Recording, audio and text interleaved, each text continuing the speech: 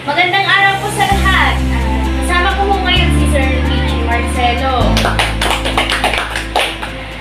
Maraming salamat po sir sa pag-unlock.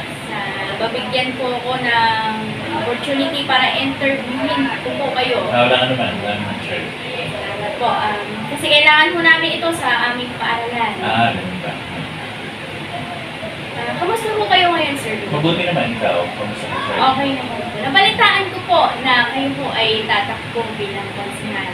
Sa bayan po ba ito? Oo, sir. Konsehal ng bayan yung ating tatakbungin, pero kabilang tayo sa District 1 ng Pateros. So, ang mga barangay na sumasakop sa District 1 ay Santa Ana, Martires, at San Roque. Ano po yung nag-job sa inyo para tumakbo bilang konsehal? Alam mo, Charlene, galing kasi ako sa angkan ng mga lingkod bayan. Yung mga kalulololohan ko, yung tatlo, na naging alkalde na Flores ang apelido, ay mga kalulololohan ko yun.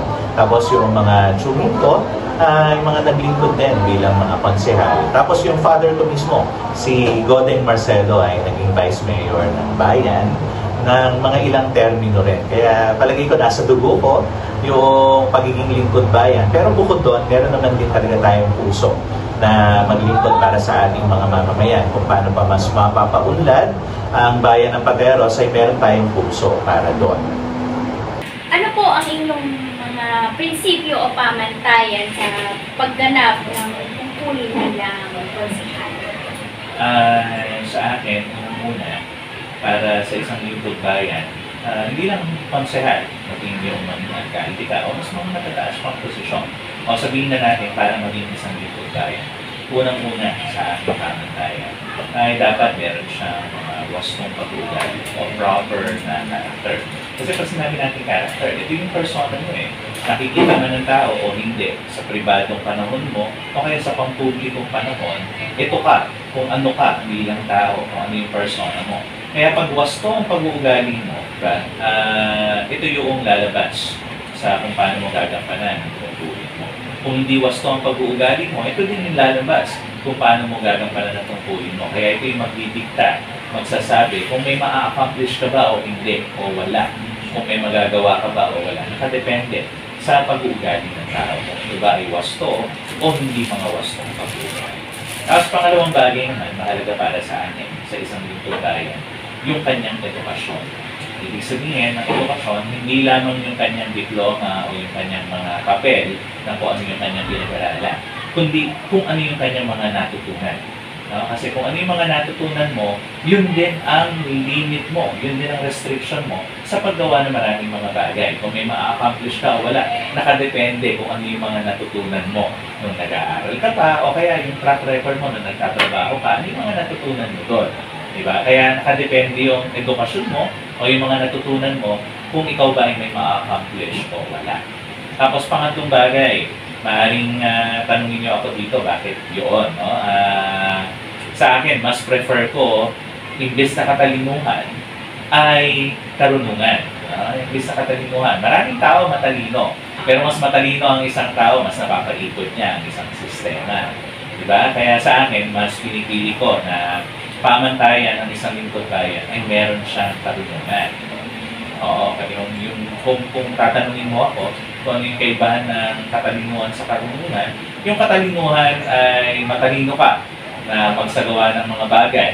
Pero yung karunungan ay sinasagawa mo ang mga bagay dahil naniniwala tayo yung karunungan mismo ay galing sa Diyos.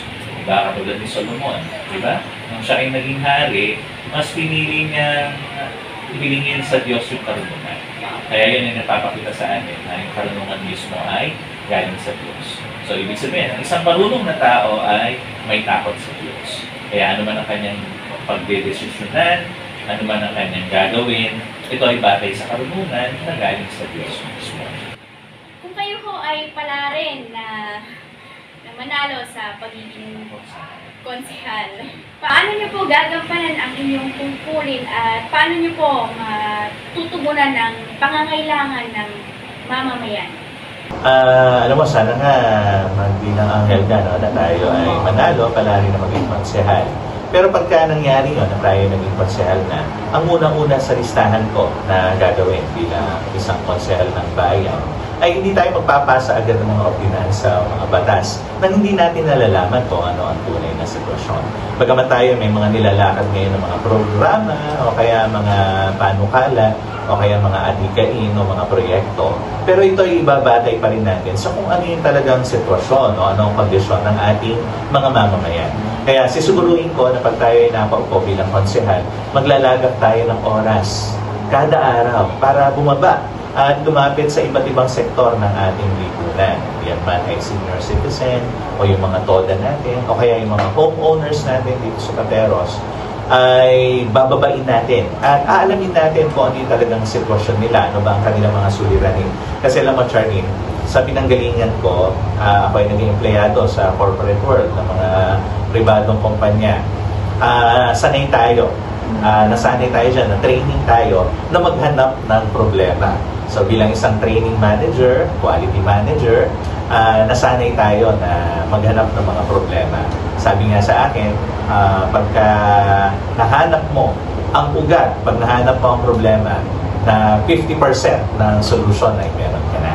Kaya sanay tayo maghanap ng problema. Yun ang hahanapin natin ngayon sa bawat sektor ng ating lipunan. Bababa tayo, makikipag-usap tayo sa kanila, iisa-isayin natin ang bawat sektor ng ating lipunan at alamin natin kung ano kanilang mga suliranin at ano ang ugat nitong mga suliranin na to para makapaghain tayo ng mga tama at talagang mga makatutugon ng mga ordinansa o mga batas para sa kanila. Napakaganda naman po yan, sir. Sana ho lahat po ng nakaupo or uupo sa posisyon niya ay ganyan po yung naiisip nilang gawin para sa Sana.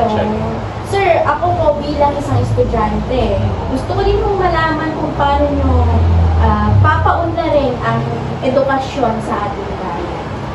Alam mo, tungkol sa edukasyon, Charlene, ang binabalak natin dyan, syempre patuloy na magsulong ng mga programa para patuloy na i-encourage yung ating mga kabataan na mag-aral. Lalong-lalo na yung mga kabataan natin na magpatuloy ng kanilang pag-aaral mula high school, syempre elementary, high school, hanggang senior high. Lalo na ngayon, andyan naman yung ating mga pribado at mga pampublikong paaralan. At mga pampublikong paaralan, syempre, ito rin naman ay libre para sa kanila. So, samantalayin nila. Kaya maglulunsad pa rin tayo ng mga programa na para hikayatin yung ating mga kabataan na manatili sa eskwelahan, patuloy na mag-aral. Pero pagkatapos nila ng high school, senior high school, marami sa mga kabataan natin ay hindi na nakakapagtuloy ng kolehiyo. Siyempre, depende sa iba't ibang sitwasyon ng kanilang pamumuhay.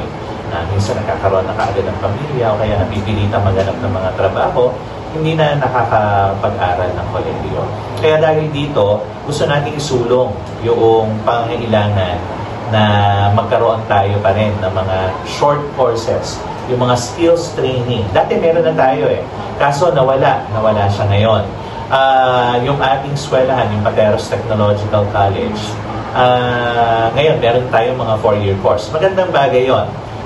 Opportunity yun para sa ating mga kabataan. Meron na yata tayo dyan 2 kurso na pang 4 years o degree, no? Pero isusulong pa rin natin na magkaroon tayo ng mga short courses. At hindi lang yun, nakatalaga sa programa ko pag tayo ay napaupo na ma-accredit ng TESDA PTC. Para sa gayon, makapag-issue tayo ng mga certificate ayon sa training na may i-offer natin ng mga NC2 or NC3, yung mga tinatawag natin mga national certificate na accredited ng TESDA. Kaya nawa, pag napaupo tayo, ito yung isusulong din natin agad tungkol sa edukasyon. Maibalik yung mga short courses natin at makapag-issue tayo. Tayo mismo ay maging training center. Magkaroon tayo ng training center dito sa PTC. Makapag-issue tayo ng mga national certificate para masangkapan natin naman yung ating mga kabataan, yung ating mga mamamayan na magkaroon sila ng opportunity na makapagtrabaho ng maayos, makahanap ng magandang pagkakakitaan ayon doon sa skills training na natanggap nila. Ganda po yan, sir. Kagaya po ng mga panahon ngayon or mga kabataan mo ngayon, sobrang dami na po may mga nagiging batang ina, hindi na mo nila natutuloy yung pagiging kolehiyo or pagiging pagpasok nila sa paaralan. Oo, Kaya tama maganda yan. po yan. Naisip po ninyo na ano po, Oo. i-promote yung ganyang adhikain sa pag-aaral ng mga kabataan. Oo, nakikita natin yan. Pwede natin i-offer yung mga pang virtual training, di ba? Yung mga pang call center training. Na kahit yung mga bata, mga kabataan natin, bagamat sila yung mga batang ina, o kaya may mga pamilya na pwede sila magtrabaho sa bahay lamang, di ba? Lalo na kung meron silang skills para doon sa mga ganung uri ng trabaho. Saka hindi lang po sa mga batang ina, yung mga iba din na matatanda na din, kung gusto pa nilang mag-aral, pwede po sa idea na naisip niyo pong Tama. Oo, yung mga mamamayan natin na gustong mag-abroad, di ba? Kung meron silang mga ganong certificate at meron ganong training, di ba? Hindi posible. Hindi posible na makahanap sila ng mga trabaho, hindi lang dito sa bansa natin, maging sa ibang bansa pa. Sir, kung kayo po ay nakaupo na sa pwesto ng konsehal, paano niyo po, mahalaga po ba sa inyo ang opinion ng mamamayan na pagpasa ng isang batas sa bayan? Alam mo, napaka-importante nun. Kasi hindi lamang tayo uupo at magpapasa ng mga batas nang hindi natin nalalaman kung ano yung talagang sitwasyon ng mga mamamayan, gaya ng sinabi natin kanina. Kaya maglalagak nga tayo ng panahon sa araw-araw na nakaupo tayo sa pwesto para babain at alamin natin kung ano talaga yung sitwasyon ng ating mga mamamayan. At syempre dahil dito, mapapakinggan natin yung kanilang mga boses. Diba? At mula doon tayo ngayon magsisimulang gumawa ng mga ordinansa, ng mga resolusyon, angkop sa kung ano yung pangangailangan nila. No? Hindi lang yung basta makapagpasa, pero hindi naman talaga matutugunan yung kanilang pangangailangan. Kaya number 1 sa atin yan, gusto natin marinig kung ano yung boses ng ating mamamayan.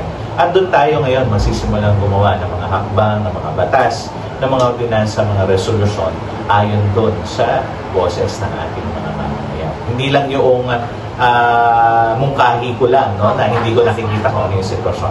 Kaya napaka-importante ng opinyon, napaka-importante ng boses ng mamamayan. So, bawat sektor ng ating lipunan, pakikinggan natin. Isasama natin sila, i-involve natin sila sa paglikha o paggawa ng mga ordinansa. Maraming salamat po, Sir Luigi. Ako, wala naman. Dami ko pong natutunan sa interview ito at malaking bagay para sa akin. Sa akin ito, lalo na sa pagtakbo ko bilang konsehal, malaking bagay itong ginawa natin. So, sir, may mensahe po ba kayo sa mga nanonood po sa atin or mga sa bayan or mamamayan ng Pateros? Ako po muli si Luigi Marcelo, ang daang maglingkod. Una sa Diyos, pangalawa sa inyo bilang mga mamamayan. Pero sa serbisyo publiko, una siyempre ang mamamayan. Kaya huwag niyo kalilimutan yung pangalan, Luigi Marcelo po, daang maglingkod, at handang maglingkod bilang konsehal ng bayan. Pwede ba ako mag-TikTok? Sige na, marunong lang ako. Mag-ahandog ako ng TikTok sa ating mga tagapakita.